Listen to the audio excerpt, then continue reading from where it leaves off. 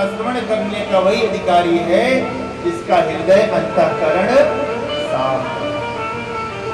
30 श्लोक में कहते हैं निगम कल्प तरोर गलितम फलम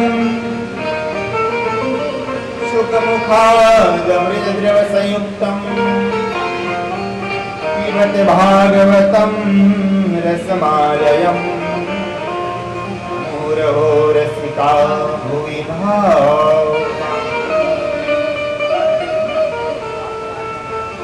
भागवत कथा एक ऐसी कथा है जो वेद रूपी वृक्ष पे लगा हुआ फल है, जो डाली से डाली होता हुआ सुखदेव जी के मुख से गाया हुआ ये ऐसा फल है जो इस धरातल पर आया है। और प्यारे इस फल में पिबत भागवत रसमालयम, इसमें न तो गुठली है ना छिलका है, इसमें कुछ भी त्याज्य नहीं है और रस का घर है और इस पीने योग्य है, ऐसा फल। इसको सुखदेव जी ने अपने श्रीमुख से झूठा कर रखा है। जो लोग गांव में रहते होंगे उन्हें पता होगा कि जिस फल में तोता चोंच मार दे तो पक्का हो गया इस बात का ये मीठा ही फल है, श्योर हो जाए। तो भागवत रूपी फल को हमारे सुखदेव जी ने अपने मुख से गा रखा है। और प्यारे ऐसा फल है, कहते हैं रसमालयम, ये रस का घर है। किसका घर है? और रस कौन है भागवत के? हमारी रास रासेश्वरी, हमारी वृषभानु नंदिनी श्री राधा रानी। आपको सुन के आश्चर्य होगा, पूरे भागवत में एक बार भी सुखदेव जी ने राधा जी का नाम नहीं लिया। क्यों? क्योंकि सुखदेव जी की इष्ट थी हमारी किशोरी जी। अगर सुखदेव जी राधा नाम ले लेते तो मूर्छित हो जाते, 6 महीने की मूर्छा आ जाती थी, इतना प्रेम करते थे। सुखदेव जी ने सोचा कि अगर मैं भागवत कथा सुनाते समय परीक्षित जी को राधा नाम सुना दूंगा और मैं कहीं मूर्छित हो गया तो परीक्षित कथा कौन सुनाएगा। इसलिए सुखदेव जी ने जब भी संबोधित किया राधा जी को तो प्रधान सखी करके संबोधित किया। तो हमारे इस ग्रंथ की जो अधिष्ठात्री देवी हैं वो हमारी किशोरी जी, हमारी राधा रानी है। प्यारे, बिना राधा के मेरे श्याम की कल्पना ही नहीं की जा सकती। कि राधा साध्यम साधनम यस्य राधा मंत्रो राधा मंत्रदात्री च राधा सर्वं राधा जीवनं यस्य राधा राधा राधा वाचिकं कस्य शेष। भूमि तत्व जल तत्व अग्नि तत्व वायु तत्व पृथ्वी तत्व व्योम तत्व विष्णु तत्व घोरी सनकादि सिद्धि तत्व नारद सुरेश तत्व आनंद प्रसिद्धि तत्व शिव तत्व गौरी। कभी कहे नाग और किन्नर को तत्व देखो शेष और महेश तत्व नेति नेति तत्वन के तत्व जग जीवन श्री कृष्ण चंद्र। कृष्ण को भी तत्व मेरी वृषभानु की किशोरी। संसार के तत्व मेरे बांके बिहारी जी हैं, लेकिन जो बांके बिहारी की तत्व हैं, जो आत्मा है, वो हमारी राधा रानी है, वो हमारी किशोरी जी है। प्यारे, जब तक मेरी किशोरी की कृपा ना हो जाए, जब तक किशोरी जी की आज्ञा ना मिल जाए, तब तक हम भागवत में प्रवेश नहीं कर सकते, तब तक हम बांके बिहारी जी का सानिध्य नहीं प्राप्त कर सकते। आइए हाथ जोड़ कर किशोरी से प्रार्थना करें, ये मेरी लाडली जी कृपा की नजर कर दो बस। भाव के साथ किशोरी से प्रार्थना करें, सब लोग ताली की सेवा करते हुए।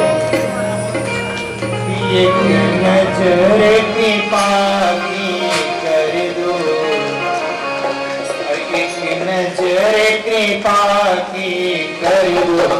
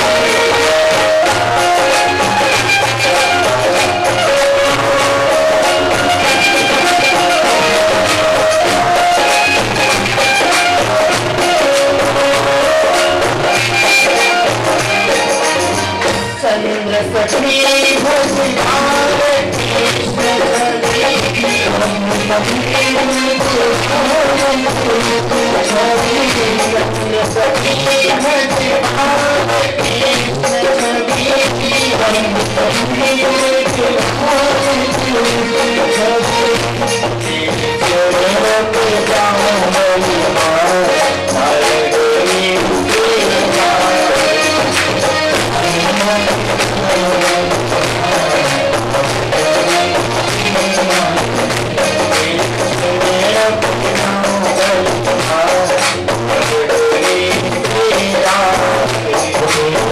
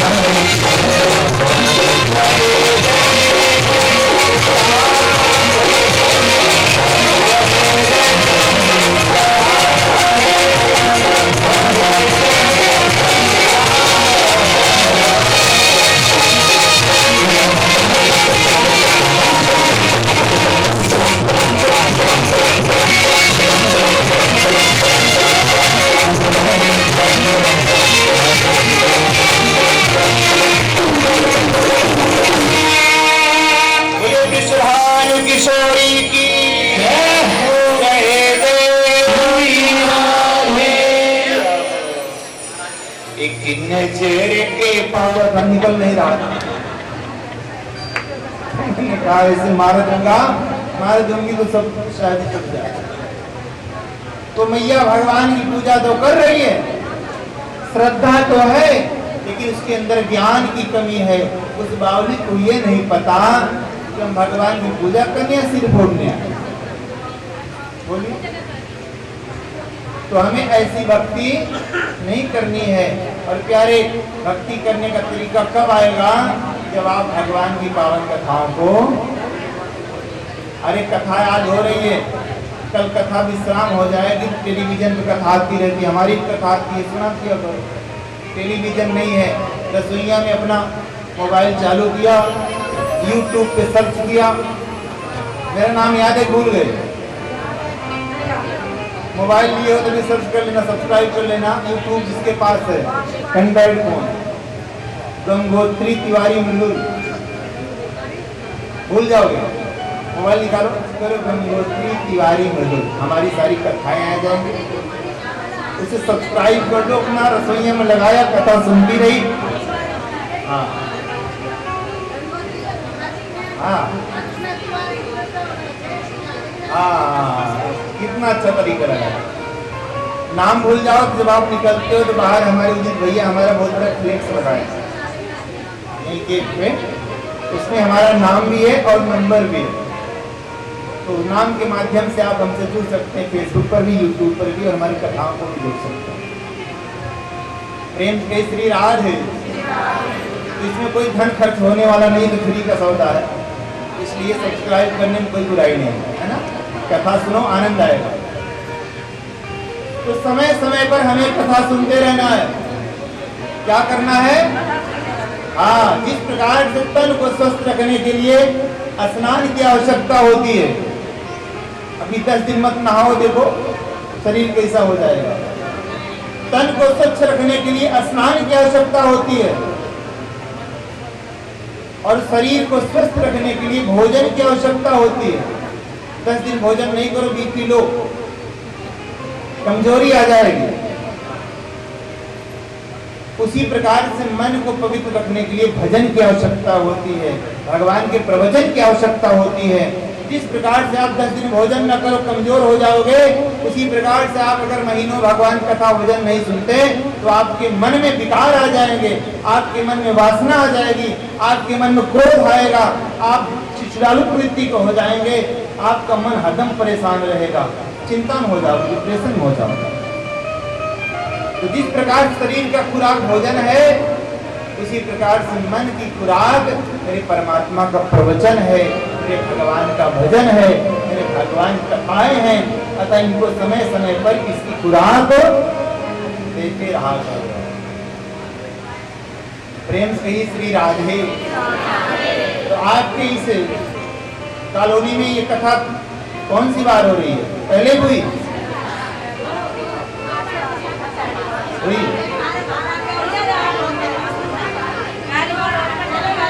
जो हुआ सो हुआ, भूल जाओ। अब सब लोग हाथ जोड़ो और गणेश जी से प्रार्थना करो, हे गणेश जी महाराज, बोलो आप बड़े शुभ मुहूर्त में आए और भागवत भगवान को अपने साथ लेकर के आओ।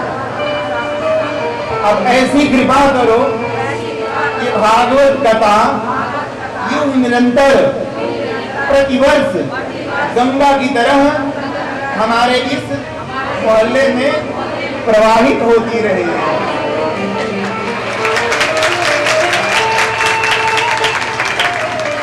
है ना? साल दर साल यूं चलती रहे, और इसी बहाने भगवान का कथा श्रवण करने का हमें सौभाग्य प्राप्त होता है। ठीक है ना? तो भगवान की कथा को श्रवण करने से हमारा जीवन धन्य होता है। कल्याण के 4 मार्ग: श्रवण, कीर्तन, ध्यान और पूजन। बोले वृंदावन बिहारी लाल की।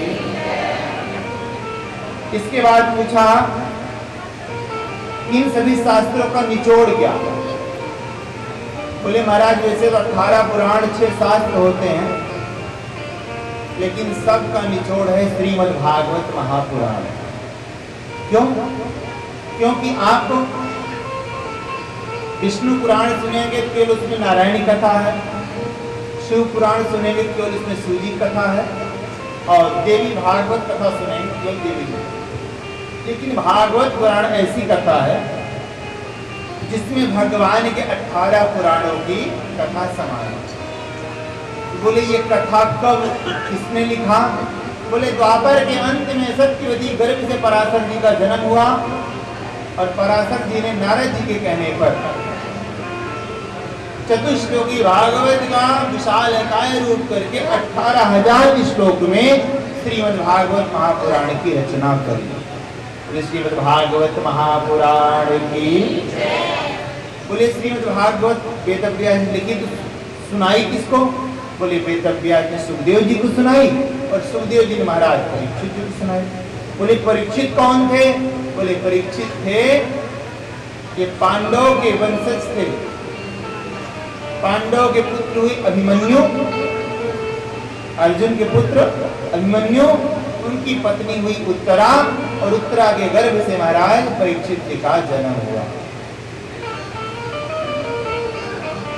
बोले जब उत्तरा के गर्भ में परीक्षित जी थे तो गुरुपुत्र अश्वत्थामा ने ब्रह्मास्त्र चलाया था, तो मेरे भगवान ने उत्तरा के गर्भ प्रविष्ट होकर के अपने भक्त परीक्षित की रक्षा किया था। उसके बाद भगवान रक्षा करके जब जाने लगे थे तो भगवान सबके पास गए, सबके यथाउचित आशीर्वाद दिया था।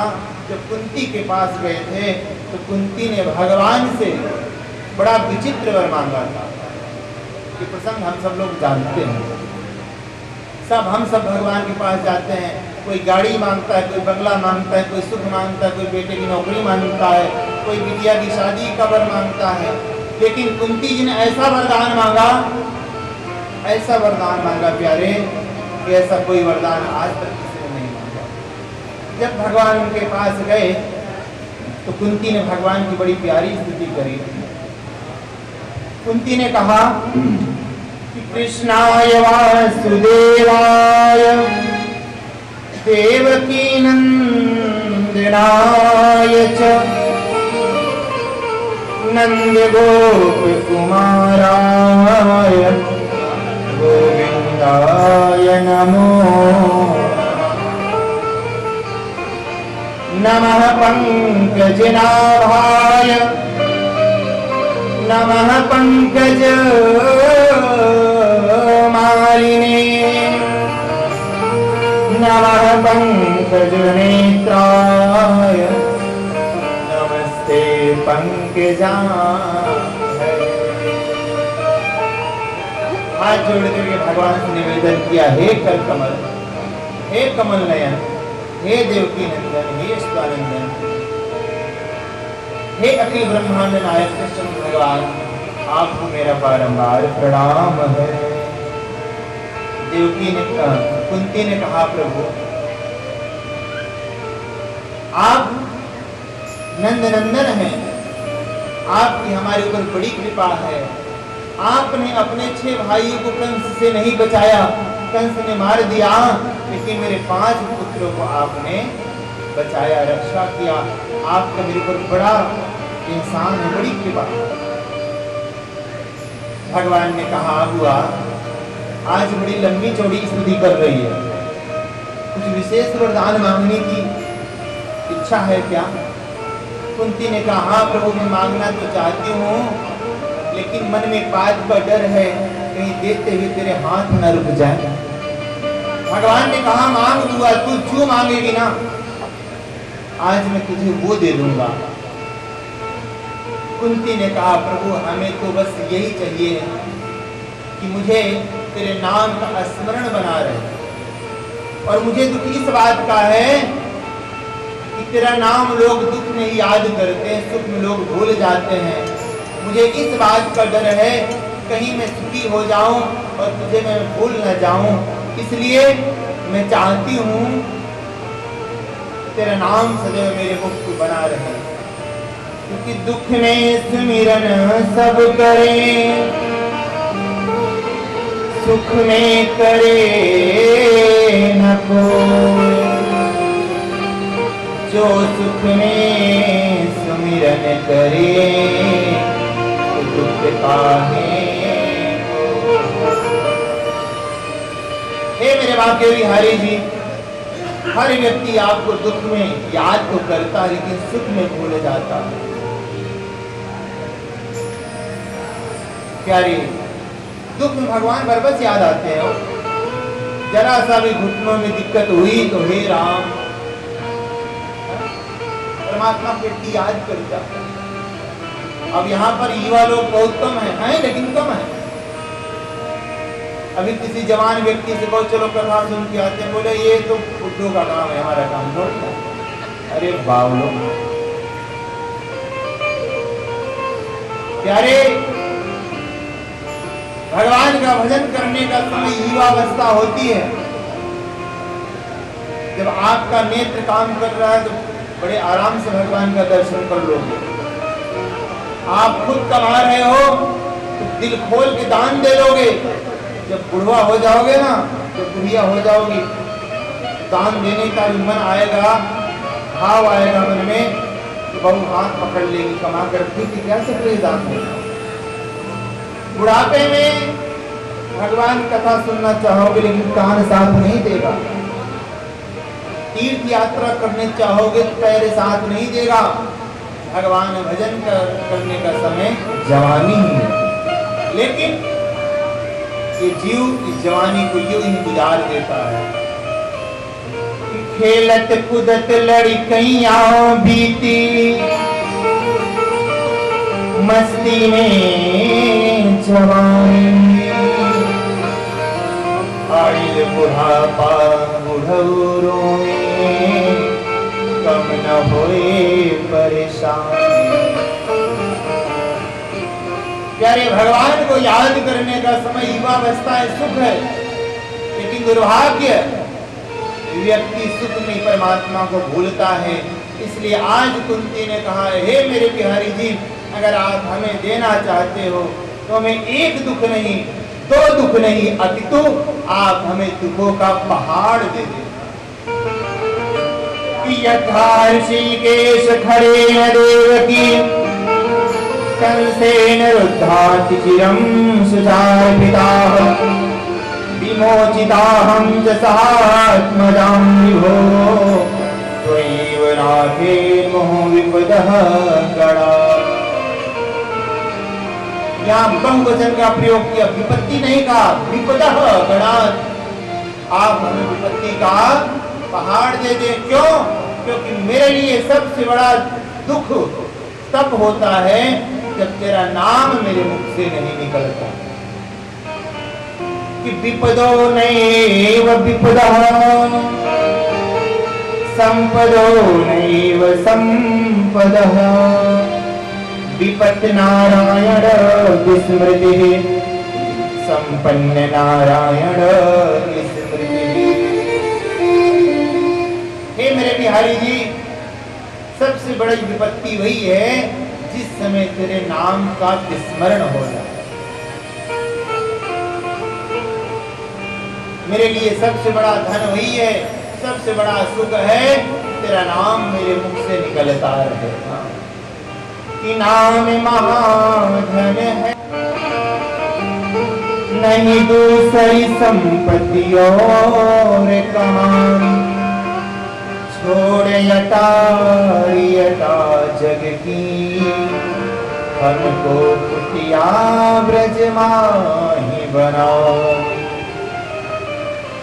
टूक मिले रसिकों के सदा, और पीवन को यमुना जल पानी, हमें और की परवाह नहीं, क्योंकि अपनी ठकुरानी श्री राधिका, अपनी ठकुरानी श्री राधिका। मेरे लिए सबसे बड़ा धन मेरे परमात्मा के नाम का धन है। वास्तविकता है प्यारे, इस बात को ज्ञानी जन लोग ही समझ सकते हैं। अज्ञानी लोग नहीं, उनको तो धन में आनंद आता होगा, पैसों में। आप देखेंगे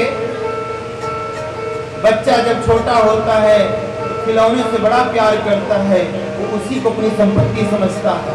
तो खिलौना ले ले तो रोने लगता है क्योंकि वो अनभिज्ञ है, उसको उसी में अपना संसार दिखाई देता है। लेकिन वही बच्चा जब बड़ा हो जाता है, जब 30 साल की एज हो जाती है, तो उस खिलौनों को तो उससे संतुष्ट नहीं होता, उसको संसार वाला धन चाहिए। ये तो होगी संसार की बात। लेकिन वही व्यक्ति जब और बड़ा हो जाता है, जब 70 साल की अवस्था में पहुंचता है, जब संसार के सारे सुख भोग लेता है और समझ जाता है कि यार संसार बेकार है, जो मैंने जीवन में अर्जित किया केवल छलनी में पानी भरा, बेटे को बहू ले गई, बिटिया को दामाद ले गया, मकान बच्चे ले लिए, सब कुछ छीन लिया, बैंक बैलेंस सब अपने नाम करवा लिए, तब उसको जाके ज्ञान होता है यार ये संसार का धन था, असली धन तो परमात्मा के नाम का धन है जो हमें वहां पर मिलेगा। असली धन तो वो है और वास्तविकता है उस धन को, उस परमात्मा के नाम के धन को जितने जल्दी पहचान लोगे उतनी जल्दी भव सागर से पार हो जाओगे। प्रेम से श्री राधे। तो सबसे बड़ा धन भगवान के नाम का धन। अतः कुंती जी वही कह रही हैं कि हे नाथ, हमें इस सांसारिक धन नहीं चाहिए, हमें तो दुख चाहिए, क्योंकि मैं दुख में आपके नाम के धन का स्मरण करती रहूं। कन्हैया बोले अरे बुआ, तू जीवन भर कष्ट सहती रही, बचपन में कष्ट सहा, युवावस्था में पति का सुख नहीं पाया, वृद्धावस्था में अपने 5 पांडवों को लेकर के दर दर बन बन भटकती रही, आज चौथे पन में तुझको राजमाता बनने का सौभाग्य प्राप्त हो रहा है, पर एक हमें विपत्ति चाहिए। हुआ तू क्या मांग रही है? ऐसा मत मांग, तूने पूरे जीवन दुख सहा है और मेरे बिहारी तो बड़े भक्त वत्सल हैं, बड़े कोमल हृदय हैं। भगवान ने कहा नहीं बुआ, मैं जाता ही नहीं। ऐसा कहकर के भगवान कुंती को अपने साथ लेकर के भवन में वापस प्रवेश कर गए। इधर रात्रि भर विश्राम किए, सुबह हुई। एक महाभारत के पात्र में भीष्म पितामह, भीष्म पितामह भगवान का हृदय से स्मरण कर रहे थे, मेरे बिहारी जी मैं सरसैया पे पड़ा हूँ, जब तक मैं आपका दर्शन नहीं कर लूंगा, जब तक हे कन्हैया मैं तुम्हें एक नजर नहीं देख लूंगा, तब तक मैं अपने इस शरीर को नहीं त्यागूंगा, इस शरीर को नहीं त्यागूंगा। मेरे बिहारी जी प्यारे, कोई भाव के साथ बुलाए भगवान आए ना, ऐसा कभी हो ही नहीं सकता। भीष्म पितामह जी सांस सांस परमात्मा के नाम का स्मरण कर रहे हैं, कई दिन से वाणों की सैया पे पड़े हैं, लेकिन पक्का सिद्धांत है, पक्का प्रण है कि जब तक मैं बिहारी जी का दर्शन नहीं करूंगा तब तक मैं इस शरीर को नहीं त्यागूंगा। और कोई भाव के साथ भगवान को पुकारे, मेरे बिहारी जी ना आए, ऐसा हो ही नहीं सकता। आइए हम सभी बड़े भाव के साथ भीष्म पितामह के भाव में इस कथा विश्राम की वेला पर अंतिम भाव के साथ भगवान को प्रणाम करते हुए अपने भाव को व्यक्त करें।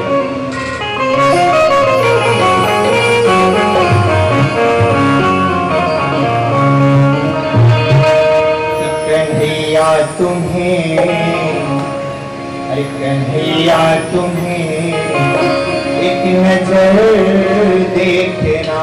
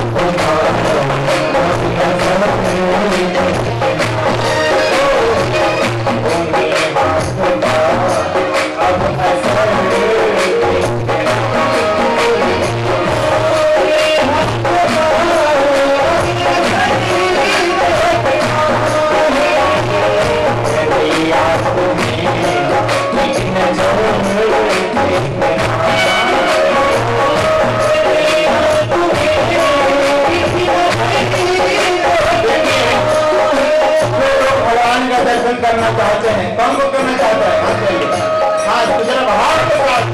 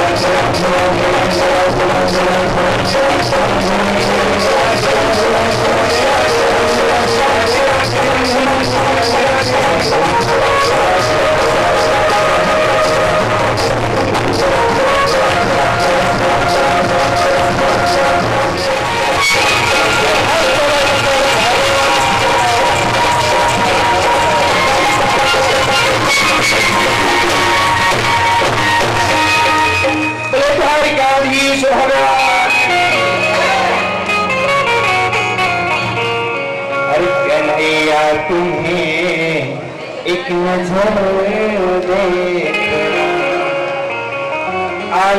smiling your face, Thakur ji.